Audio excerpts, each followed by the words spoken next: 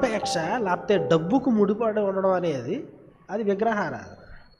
So ఎప్పుడు విగ్రహంలో ఉంటుంది. విగ్రహానికి ఏం చేయాలంటే పూజించాలి, విగ్రహానికి అర్పించాలి. ఏంటి, యాపిల్ పండు అరటిపండు ఏదో ఏం చేయాలి, అర్పించాలి. విగ్రహాన్ని ఆరాధించినప్పుడు బలిపీఠం ఉంటుంది, ఆ బలిపీఠం మీద ఇవన్నీ పెట్టాలి. సో చాలామంది ప్రపంచంలో డబ్బు అనేటువంటి వారి జీవితంలో ఉన్నటువంటి విగ్రహం దగ్గర ఆ బలిపీఠం పైన తమ పిల్లల్నే బలేస్తున్నారంట. మానవ బలి, డబ్బు కోసము. మనకి తెలీదు అలా చేస్తున్నామని మనకు తెలియదు. మన బిడ్డలకి టైం ఇవ్వకపోవడం ద్వారానో ఇంకో ద్వారానో మనం ఏం చేస్తున్నాం, వాళ్ళ యొక్క భవిష్యత్తుని నాశనం చేసేస్తాం.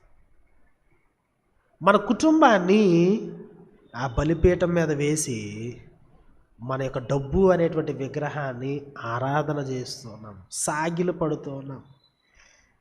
సో దేవుడు అంటున్నాడు, వెనక్కి రండి. ఎందుకు మీ కుటుంబాన్ని నాశనం చేసుకుంటారు?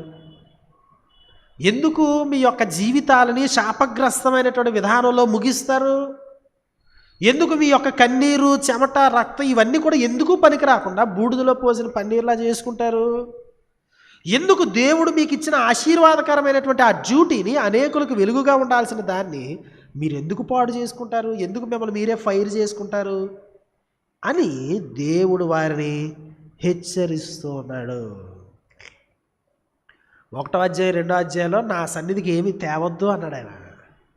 ఇప్పుడు 3వ అధ్యాయంలో అంటున్నాడు మీరు తెండి అన్నాడు.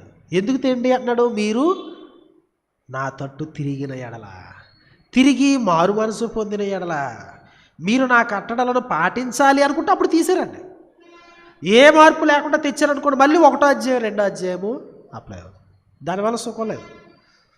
ఆ పాస్టర్ గారు దశమ భాగం ఏమన్నారు, ప్రతిష్టార్పణలు ఏమన్నారు, తెచ్చిచ్చిన దానివల్ల ఉపయోగం లేదు. యాజకుడు చెప్పినంత మాత్రాన ఉపయోగం లేదు. ఎందుకు? మారు మనసు పొంది తీసుకురావాలి. ఆయన యొక్క నిబంధనకి ఏదండి లోనై ఆయన నిబంధన పాటిస్తూ ఆయన కట్టడాలను గైకొంటూ త్రోసివేయకుండా తీసుకురావాలి. మారు మనసు పొందాలి, ఆయన తట్టు తిరగాలి.